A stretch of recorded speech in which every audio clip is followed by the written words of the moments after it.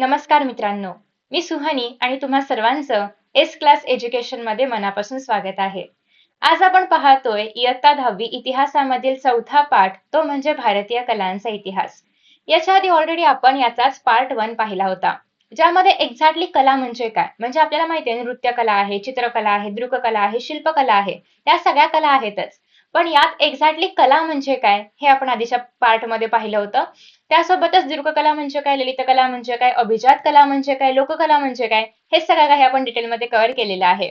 तर मग आज काय बघायचं आहे, तर आज हे जे काही आपण इंट्रोडक्शन पाहिलं होतं कालच्या व्हिडिओमध्ये, त्याचंच पुढचं एक्सटेन्शन आहे. आता आपल्याला या प्रत्येकाचे एक्झाम्पल्स पाहायचे आहेत. एक्झॅक्टली याचे जे काही कलाकृती असतील त्या कुठे कुठे आहेत ते आपण बघणार आहोत. So let us start. So आधीचा पार्ट जर तुम्ही पाहिला असेल तर तुम्ही या चॅप्टर मध्ये आत्ताचा जो काही पार्ट आहे तर तो रिलेट करू शकता. तर यामध्ये दृककला सांगितलेलं आहे की भारतातील दृककला परंपरा. पण याआधी दृककला म्हणजे काय माहिती असलं पाहिजे, आणि आय नो की तुम्ही आधीचा व्हिडिओ पाहिल्यामुळे तुम्हाला माहिती आहे.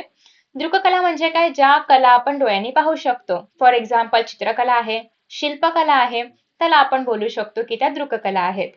मग आता त्यातलं पहिलं आहे ते म्हणजे चित्रकला. चित्रकला द्विमितीय असते. द्विमितीय म्हणजे काय, ज्यांना इंग्लिशमध्ये माहिती आहे 2D किंवा 2 डायमेन्शनल, म्हणजेच काय कागदावरती असते ती. 3D आहे का, असं वरती येते का, आपल्याकडे नाही. 2D आहे, कागदावरती काढलेली असते किंवा एखाद्या भिंतीवरती काढली असेल, जे काही असेल ते, त्याला आपण बोलतो चित्रकला. फॉर एक्झाम्पल या ठिकाणी ना तुम्हाला एक भित्ती चित्र बघायला मिळते. भित्ती म्हणजे ऑफकोर्स भिंतीवरचं चित्र, जे की आहे बोधिसत्व पद्मपाणी यांचं.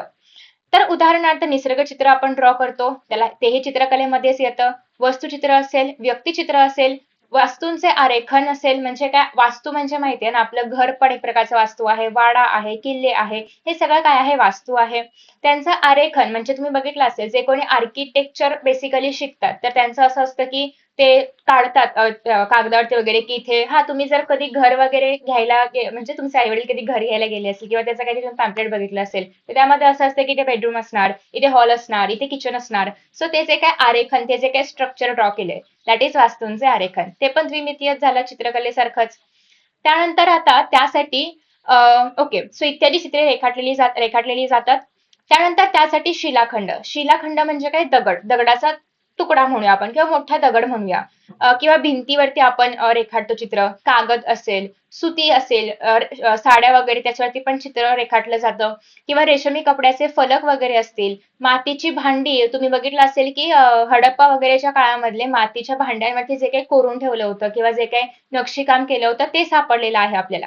ते पण एक प्रकारची चित्रकला झाली, राईट. सो यांसारख्या माध्यमांचा उपयोग आपण करतो. फॉर एक्झाम्पल अजिंठा लेण्यातील बोधिसत्व पद्मपाणीचे जे काही भित्तिचित्र आहे तर ते याचं चांगलं एक्झाम्पल आहे. आता लोकचित्रकलाच्या शैली म्हणजेच काय, की आपण काय बघितलं, लोकचित्रकला म्हणजे काय. कशामध्ये पण जेव्हा आपण लोककला म्हणतो ना, याचा अर्थ काय होतो की ते काय आहे, त्यासाठी कुठल्या प्रशिक्षणाची गरज नाहीये. जे त्या व्यक्तीच्या मनामध्ये आलं, जे त्याला सांगायचं आहे ते त्याने त्याच्यामध्ये ड्रॉ करून सांगितलं, त्याला आपण काय बोलतो की ते एक प्रकारची लोककला आहे. मग आता चित्रकलेमध्ये जे लोककला शैली म्हणजेच काय, प्रत्येकाची वेगळी असेल ना. फॉर एक्झाम्पल आपण म्हणतो की आदिवासी लोकांची वारली चित्रकला आहे, त्यासाठी काही प्रशिक्षण नाही घ्यावं लागत की असं असंच गोल काढा, असंच काढा, नाही. त्या व्यक्तींना जे वाटतं, त्यांना असं वाटतं की आपण जे काही सण साजरे करतो ते आपण दाखवूयात, लोकांपर्यंत पोहोचवूयात, तर ते त्या पद्धतीने ड्रॉ करतात. किंवा एखादा छान त्यांना कुठलं तरी पावसामधलं काही दाखवायचं आहे तर ते त्या पद्धतीने दाखवतात, ठीक आहे. अश्मयुगीन काळातील गुहाचित्रे अनेक देशांमध्ये आढळून येतात. अश्मयुगीन काळामध्ये जे पण तिथल्या त्या काळच्या माणसाने जे पण चित्र काढले होते गुहांमध्ये वगैरे, त्याला आपण म्हणतो गुहाचित्रे. मग त्यामध्ये मोस्टली काय असायचं, प्राणी वगैरे जे काही बघतील तेच ड्रॉ करणार. मग त्यांनी प्राणी वगैरे त्या काळचे त्याची चित्र काढलेली होती. भारतामध्ये मध्य प्रदेश, उत्तर प्रदेश, बिहार, उत्तराखंड, कर्नाटक, आंध्र प्रदेश आणि तेलंगणा या राज्यांमध्ये गुहाचित्रे असलेली स्थळे बघायला मिळतात. आता त्याचं एक्झाम्पल आहे मध्य प्रदेशमधील भीमबेटका. या ठिकाणी गुहाचित्रे प्रसिद्ध आहेत आणि भीमबेटकाचा समावेश जागतिक वारसास्थळामध्ये केलेला आहे. हे आपण तिसऱ्या पाठामध्ये पाहिलं, जेव्हा आपण प्रत्येक ठिकाणचं काय काय युनेस्कोने जाहीर केलेलं आहे ते बघत होतो. तर त्यामध्ये हे नाव तुम्हाला आठवत असेल. नाही आठवत आहे, गो अँड रिवाइज यार, असं विसरायचं नाही इतिहासामध्ये. सो गुहाचित्रांमध्ये मनुष्याकृती म्हणजे मनुष्याची आकृती वगैरे ड्रॉ करणं, प्राणी आणि काही भौमितिक आकार म्हणजे सर्कल, स्क्वेअर, रेक्टँगल, जे काय आपण ड्रॉ करतो ते झाले भौमितिक आकार, त्यांचा समावेश असतो. पुराश्मयुगीन ते शेतीची सुरुवात होईपर्यंतच्या काळापर्यंत या चित्रांची शैली, त्यांचा विषय, त्यांचे बदल होत गेलेले आढळतात. आता याच्यामध्ये बघा, पुराश्मयुग म्हणजेच काय की तुम्हाला बघायला मिळतं अश्मयुगामध्ये पण 3 प्रकार पडलेले होते, नवाश्मयुग, पुराश्मयुग वगैरे वगैरे. सो पुराश्मयुग म्हणजे सगळ्यात सुरुवातीपासून, अगदी सुरुवातीपासून जेव्हा अश्मयुग चालू झाला तेव्हापासून. तर त्यापासून माणूस शेती करायला लागेपर्यंत म्हणजे नवाश्मयुगापर्यंत येईपर्यंत, शेती कधी सुरू झाली? नवाश्मयुगामध्ये. तर पुराश्मयुगापासून नवाश्मयुगापर्यंत, अर्थात पुराश्मयुगामध्ये त्यांनी फक्त प्राणीच बघितले होते जंगलामधले, तर मग ते तेच ड्रॉ करायचे. नवाश्मयुगामध्ये येईपर्यंत त्यांनी बघितलं होतं की आपण समूहामध्ये राहू शकतो, आपण एके ठिकाणी शेती करू शकतो, आपण अन्नधान्याच्या वेगळ्या गोष्टी पिकवू शकतो, अपार्ट फ्रॉम शिकारी करण्याव्यतिरिक्त पण आपण खूप काही करू शकतो. मग अर्थात जे आपण आसपास बघतो तेच आपण ड्रॉ करतो. मग आधीचे विषय आणि आत्ताचे चित्र काढण्याचे विषय याच्यामध्ये खूप फरक होता. त्यावरून आपल्याला हे पण कळतं की माणूस विचार पण वेगळ्या पद्धतीने करू लागला होता. म्हणजे आधी तो फक्त शिकारीवरती फोकस करायचा, त्यानंतर मग त्याने या सगळ्या गोष्टींवरती पण अभ्यास करायला किंवा बेसिकली विचार करायला सुरुवात केली की आपण शेती करू शकतो, आपण अन्नधान्य पिकवू शकतो, आपण ते पण खाऊ शकतो. फक्त शिकारी करण्याऐवजी आपण शेती करून पण खाऊ शकतो. मग आपण हे बघतो की त्याने पाळीव प्राणी वगैरे पाळायला सुरुवात केली, तर आपण ते ते सुद्धा मात्र चित्रांमध्ये वगैरे बघायला मिळायचं. तर अशा पद्धतीने तिची चित्र जी आहेत ती बदलत गेली. तसेच मनुष्याकृतींचे रेखाटनाच्या पद्धती आणि वापरलेले जे काही रंग आहे यामध्ये पण फरक होता. आधी कदाचित त्याने काही मोजकेच रंग वापरले असतील, त्यानंतर तो हळूहळू शेती करू लागला, मग त्याला अजून काही काही रंग मिळत गेले असतील ना, की त्याला फुलांचा रंग मिळाला, त्याला त्यात कसला तरी अजून रंग मिळाला, मग त्याने ते वापरायला पण सुरुवात केली. तर अशा पद्धतीने हळूहळू त्याच्यामध्ये पण विकास होत गेला. त्यानंतर चित्रांमध्ये मग काळा, लाल, पांढरा यांसारखे नैसर्गिक द्रव्यांपासून जे रंग तयार केले जाऊ शकतात ते सगळे रंग याच्यामध्ये होते. त्या काळामध्ये कारण त्या काळामध्ये एशियन पेंट्स वगैरे नव्हता ना, सो त्याला जे काही मिळायचं तो ते युज करायचा. त्या काळातील लोकांचे त्याच्या परस्पर संबंधीचे ज्ञान आणि नैसर्गिक स्रोतांचा उपयोग करून घेण्याचे तंत्रज्ञान यांचा विकास कसा केला जाऊ शकतो याची कल्पना या चित्रांद्वारे येऊ शकते. अर्थात म्हणजे आपल्या परिसरामध्ये जे काही दिसतंय, आता आपल्याला जर तुम्ही आता मला सांगितलं की आता चित्र वगैरे काढा, तर आता छान पावसाळी वातावरण आहे, तर मी छान पाऊस दाखवेन आणि ते आपलं टिपिकल डोंगर वगैरे छान असं ते हिरवं हिरवं काहीतरी शेत वगैरे फुललेलं आहे.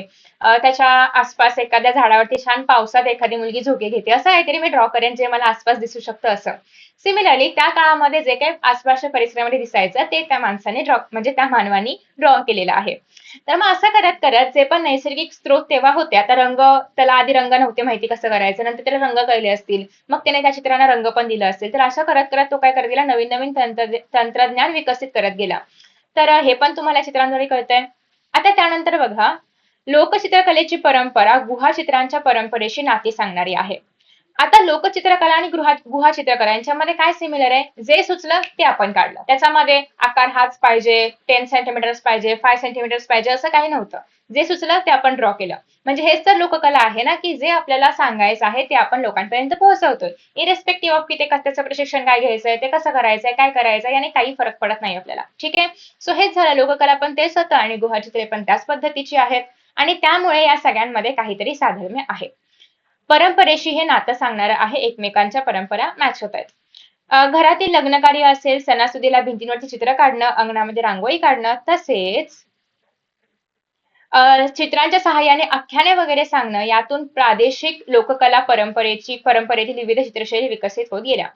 तुम्ही maybe I don't know की तुमच्याकडे असं करतात का, पण आमच्या गावाला ना फॉर एक्झाम्पल एखाद्या कुठल्या तरी घरामध्ये जर लग्न वगैरे असेल ना, तर घराच्या बाहेर असं 2 परिवाराची आडनावं लिहितात, मध्ये कलश वगैरे काढतात, असं काहीतरी चित्र वगैरे काढत असतात.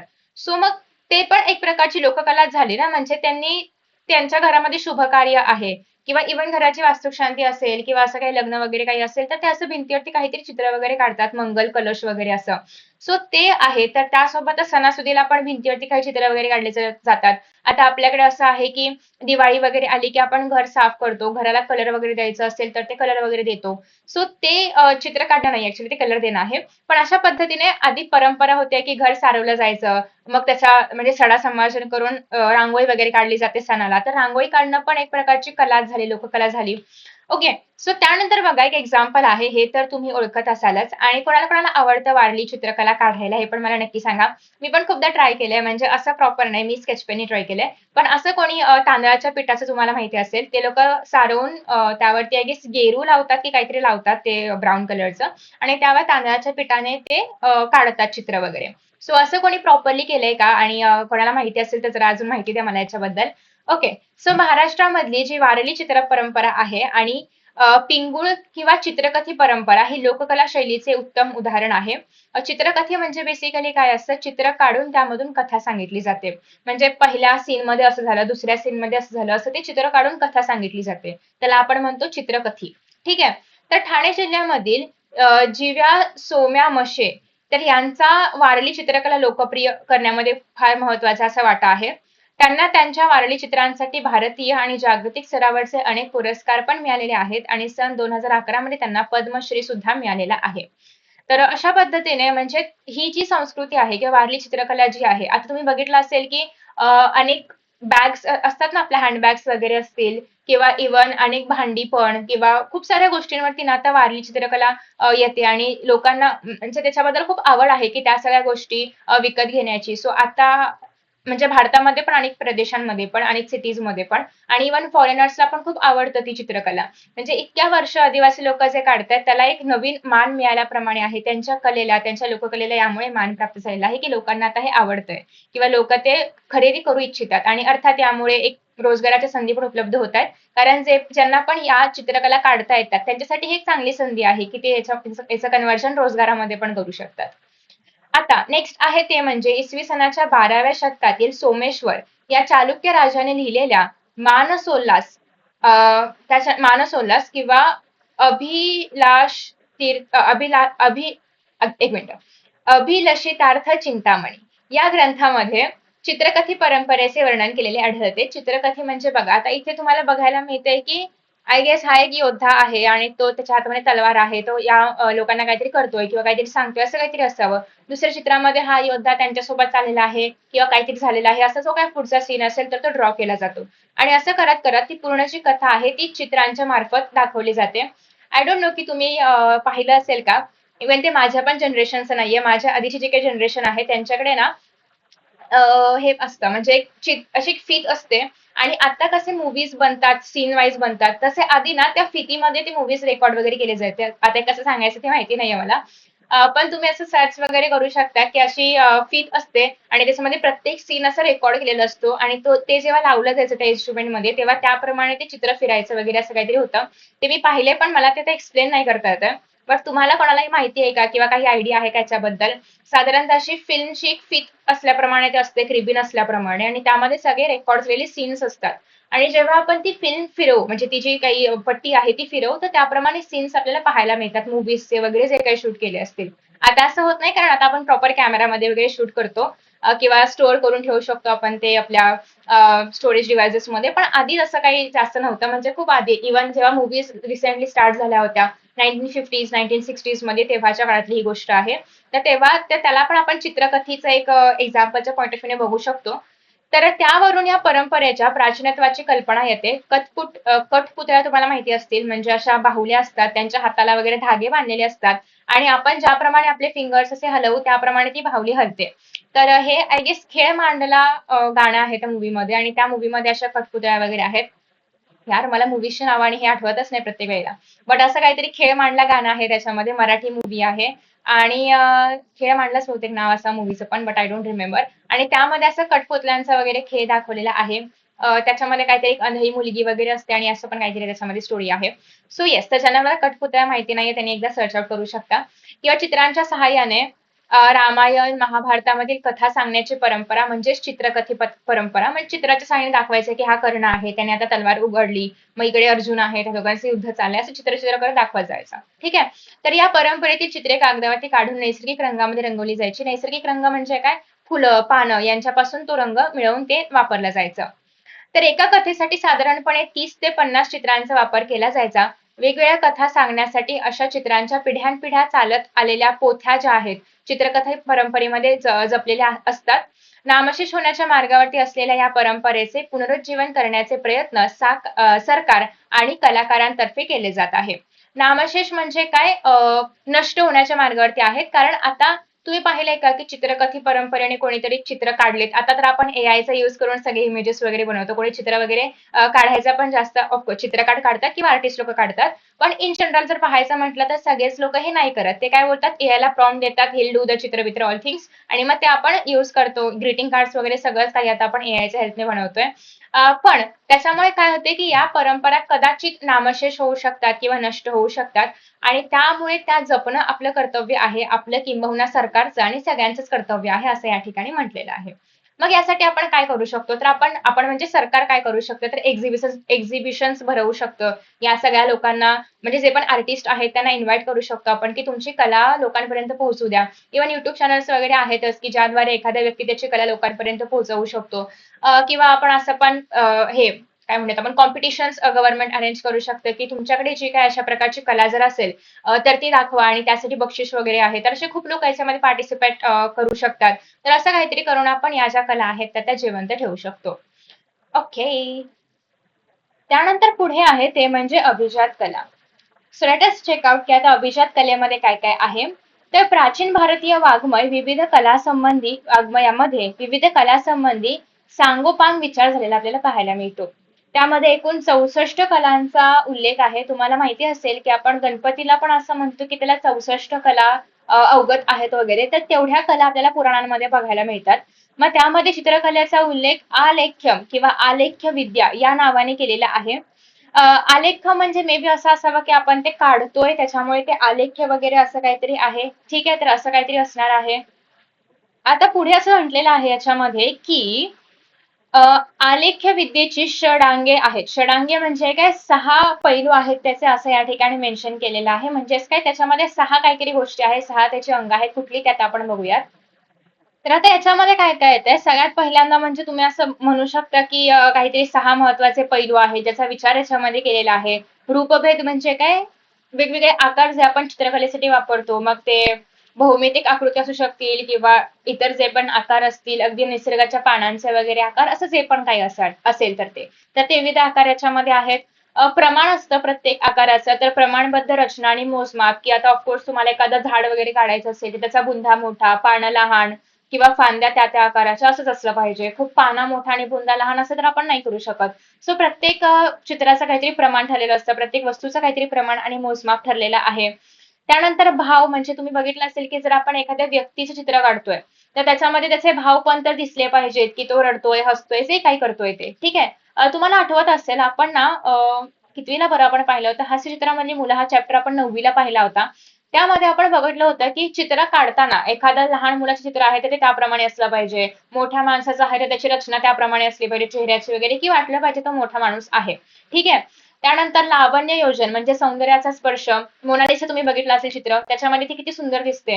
म्हणजे चित्रच आहे ते पण असं वाटतं की खरीखुरी आहे का ती किंवा काही काही चित्र अशी असतात की त्याच्यामध्ये अक्षरशः त्या व्यक्तीचं सौंदर्य दिसतं की एखादी राजकुमारी असेल किंवा कोणी पण एखादी साधारण स्त्री पण असेल तर तिचं सौंदर्य दिसतं ती किती सालस गुढी आणि सुंदर आहे हे आपण चित्रामधून बघून ओळखू शकतो. आणि त्यानंतर सादृश्यता म्हणजे काय की वास्तव्याच्या जवळ जाणारे चित्र असलं पाहिजे म्हणजे असं वाटतं की खरंच आहे. अगेन सेम मोनालिसा असं वाटतं की खरंच ती आपल्या समोर बसलेली आहे. सो बेसिकली हे काय आहे सादृश्यता म्हणजे खरं खरं वाटतं ते चित्र आपल्याला. आणि वर्णिका भंग म्हणजे रंगांचे आयोजन वर्ण म्हणजे रंग की बरोबर तो तो कलर त्या त्या ठिकाणी आहे ती ती छटा तशीच असली पाहिजे. ठीक आहे. तर या सगळ्यांचा समावेश याच्यामध्ये आहे. आता विविध धार्मिक पंथांचे आगम ग्रंथ, पुराणे आणि वास्तुशास्त्रावरील ग्रंथ यांमधून चित्रकला, शिल्पकला या संबंधीचा विचार मंदिर बांधणीच्या संदर्भामध्ये केलेला पाहायला मिळतो.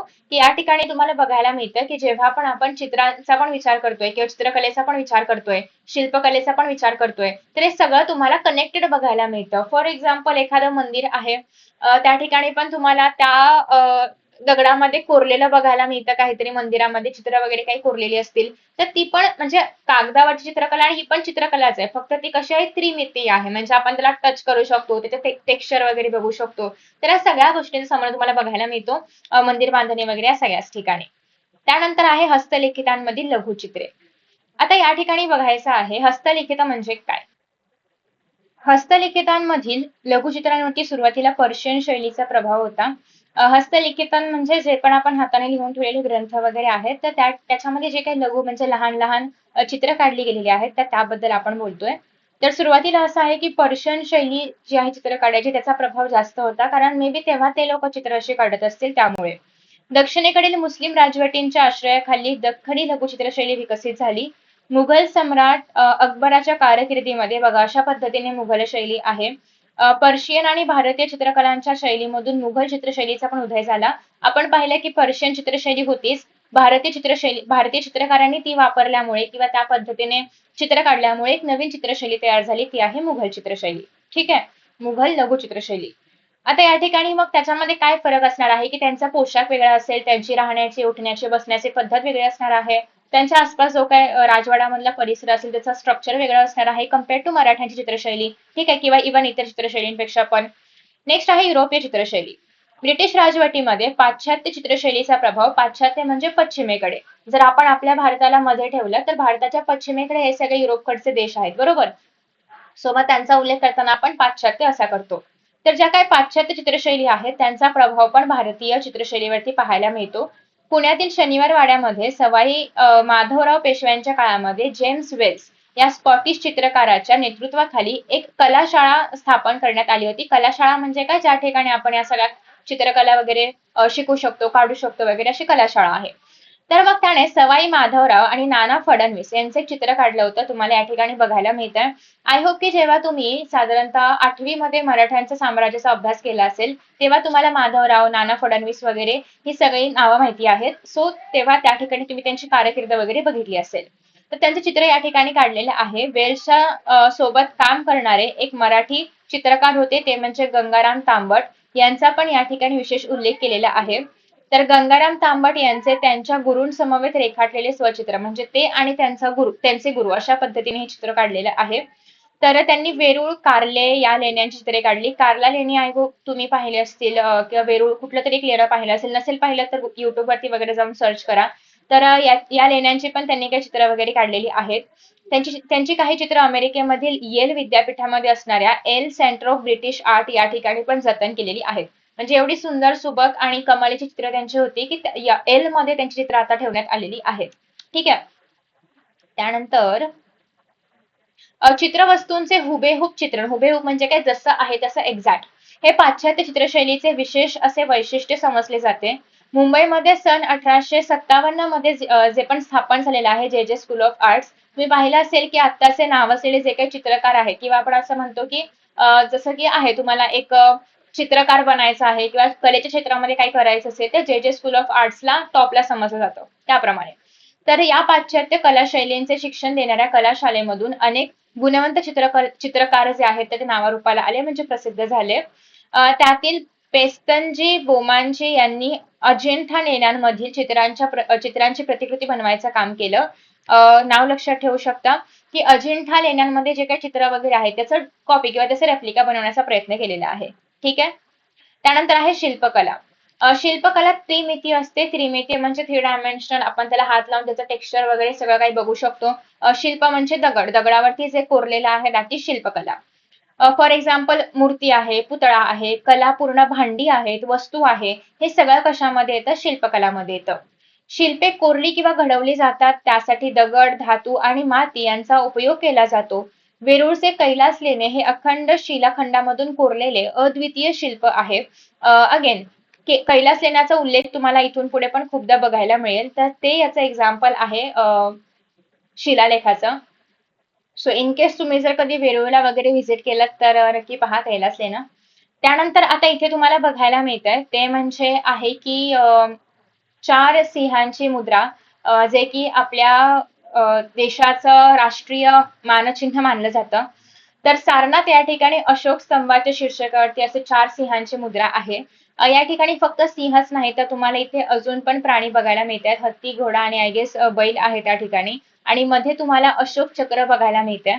तर अशोक स्तंभावरती अशा पद्धतीने एक मुद्रा होती किंवा एक चिन्ह होतं जे आता आपल्या भारताचं मानचिन्ह बनलेलं आहे. तर हे तुम्हाला लक्षात ठेवायचं की कुठे होतं. तर अशा पद्धतीने शिल्पकला आणि चित्रकला आपण कव्हर केलेलं आहे. नेक्स्ट आहे लोकशिल्पकला आणि त्यासोबतच अभिजात शिल्पकला. त्यानंतर आहे मूर्ती विज्ञान वगैरे. सो लेट अस चेकआउट की लोकशिल्पकला काय आहे एक्झॅक्टली. तर चित्रकलेप्रमाणे शिल्पकला ही पण अश्मयुगामधलीच आहे, म्हणजे दगडांवरती वगैरे कोरीव काम करणं, काहीतरी लिहून ठेवणं, काहीतरी चित्र काढणं, त्याच्या मूर्ती वगैरे बनवणं.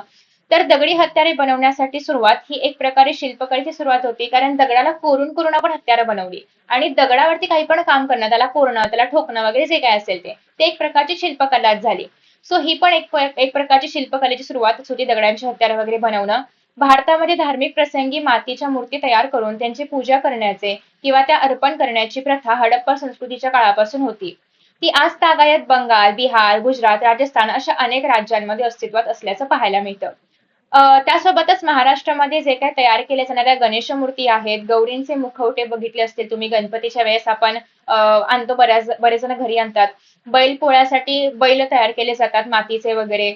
पूर्वजांच्या स्मारकांसाठी उभारली गेलेली लाकडी मुखवट्यांचे खांब असतील, विरगळ असेल. विरगळ म्हणजे ना बेसिकली म्हणजे जे वीर आहेत, जे सैनिक आहेत, त्यांच्या स्मरणार्थ, ते शहीद झाल्यानंतर त्यांच्या स्मरणार्थ असं स्तंभ उभारलं जातं आणि त्याच्यात लिहिलं जातं की त्यांचं काम, त्यांची कामगिरी वगैरे. सो ते असतं विरगळ. त्यानंतर आहे आदिवासी घरांमध्ये साठवणीच्या मातीच्या कोठ्या, ज्यामध्ये धान्य वगैरे साठवून ठेवलं जातं. इत्यादी गोष्टी या शिल्पकला परंपरेची साक्ष देतात. ओके. तर बेसिकली याच्यामध्ये तुम्हाला बघायला मिळते की कुठेही प्रॉपर असं शिक्षण घेऊनच शिल्पकला केली पाहिजे असं नाहीये. ते कशामध्ये येतं, सगळं लोकशिल्पकलामध्ये येतं. आता नेक्स्ट आहे अभिजात शिल्पकला शैली. हडप्पा संस्कृतीमधील मुद्रा किंवा दगडी आणि कांस्य पुतळे 5,000 वर्षे किंवा त्यापेक्षा पण अधिक जुने किंवा अधिक प्राचीन आहेत. आणि ते सांगतात आपल्याला की तेव्हापासून आपल्या देशामध्ये शिल्पकला जी आहे तर ती अस्तित्वात आहे किंवा अस्तित्वात होती. त्याचं उदाहरण आपल्याला तिथून मिळतं. मौर्य साम्राज्याच्या काळात किंवा सम्राट अशोकच्या काळामध्ये दगडी स्तंभांपासून भारतातील कोरीव दगडी शिल्प निर्मितीला खऱ्या अर्थाने सुरुवात झाली. कारण अगेन आपण बघितलं की सारनाथ मधलं हे जे 4 सिंहांचे मुद्रा आहे तर ते अशोकच्या काळामधलं आहे. सिमिलरली आपल्याला बघायला मिळते की अशोकच्या काळामध्ये खूप सारं शिलालेख आहेत, म्हणजे राजाचा आदेश असेल किंवा एखादं काय पण प्रजेला सांगायचं आहे तर ते कोरून ठेवलं जायचं आणि जेणेकरून लोकांपर्यंत ते पोहोचायचं, किंवा त्या काळामधली कुठली एखादी महत्वाची घटना वगैरे जी आहे तर ती दगडावरती कोरून बिरून ठेवली जायची. तर तेव्हापासून आपण असं मानू शकतो की शिल्प लेखाला वगैरे सुरुवात झाली होती. त्यानंतर आपल्याला बघायला मिळते की मध्य प्रदेशमधील सांची या ठिकाणी स्तूप जे आहेत तर ते सम्राट अशोकच्या काळामध्ये उभारला गेलेला असावा. आता हा तर बोरुबुद्रूचा स्तूप आहे, पण तुम्हाला स्तूप म्हणजे काय असं कळावं यासाठी हे एक्झाम्पल म्हणून घेऊ शकता, किंवा तुम्ही इव्हन सर्च आउट करू शकता की सांची स्तूप. त्याच्यानंतर नेक्स्ट आहे इव्हन बेस्ट, आपली जी 200 रुपयाची नोट आहे त्याच्या मागे जे तुम्हाला बघायला मिळते चित्र तर ते सांची स्तूपचेच आहे, तर तुम्ही ते पण बघू शकता. तर त्यानंतर नेक्स्ट असं आहे की त्याच्यावरील जो काही देखण्या शिल्पांची सजावट आहे, म्हणजे जे पण सजावट किंवा जे पण कोरीव काम केलंय ते मात्र नंतर केलं गेलं असावं असं त्यांचं म्हणणं आहे. भारतामधील शिल्पकलेचा विकास नंतरच्या काळामध्ये होत राहिला याची साक्ष आपल्याला भारहूत येथील स्तूपावरील शिल्पांद्वारे मिळते. ठीक आहे. तर तुम्हाला बऱ्याच ठिकाणी स्तूप वगैरे बघायला मिळतील. बौद्ध धर्माचा प्रसार भारताबाहेर दूरवर झाला आणि त्यामुळे त्या देशामध्ये स्तूप उभारण्याची परंपरा पण सुरू झाली. कारण बेसिकली तुम्ही बघायचं म्हटलं तर मोस्टली हे जे स्तूप आहेत तरी तुम्हाला इतर देशांमध्ये पण बघायला मिळतील, बिकॉज ऑफ की बौद्ध धर्मासाठी किंवा बौद्ध धर्माचा प्रसार करण्यासाठी जे लोक गेले होते किंवा ज्यांनी प्रसार केला त्यांनी मोस्टली हे स्तूपांची वगैरे रचना बांधणी केलेली आहे. त्यामुळे त्या देशामध्ये तुम्हाला स्तूप बघायला मिळतील. इंडोनेशिया या ठिकाणचा जो बोरोबुदूर येथील जो स्तूप आहे तर तो सगळ्यात मोठा स्तूप आहे जगामधला, तुम्हाला तो बघायला पण मिळतोय. तो इसवी सनाच्या 8व्या-9व्या शतकामध्ये बांधला गेला होता आणि इसवी सन 1991 मध्ये युनेस्कोनी त्याला जागतिक वारसा स्थळ म्हणून जाहीर केलं. तर अशा पद्धतीने तुम्हाला इथे स्तूप म्हणजे काय किंवा साधारणतः शिल्पकला, त्याची शैली या सगळ्या गोष्टींबद्दल माहिती मिळालेली आहे. आता भारतीय मूर्तिविज्ञान हा अजून एक मोठा वेगळा भाग आहे. त्याच्यामध्ये तुम्हाला मूर्ती कशी घडवली जाते वगैरे या सगळ्यांबद्दल इन्फॉर्मेशन बघायला मिळेल, जी की आपण पाहणार आहोत नेक्स्ट पार्टमध्ये. सो आय होप की तुम्हाला आजचा हा व्हिडिओ समजला असेल आणि आवडला असेल. एनी डाऊट असेल तुम्ही खाली कमेंट बॉक्समध्ये विचारू शकता. Thank you so much for watching and see you in the next video. Bye.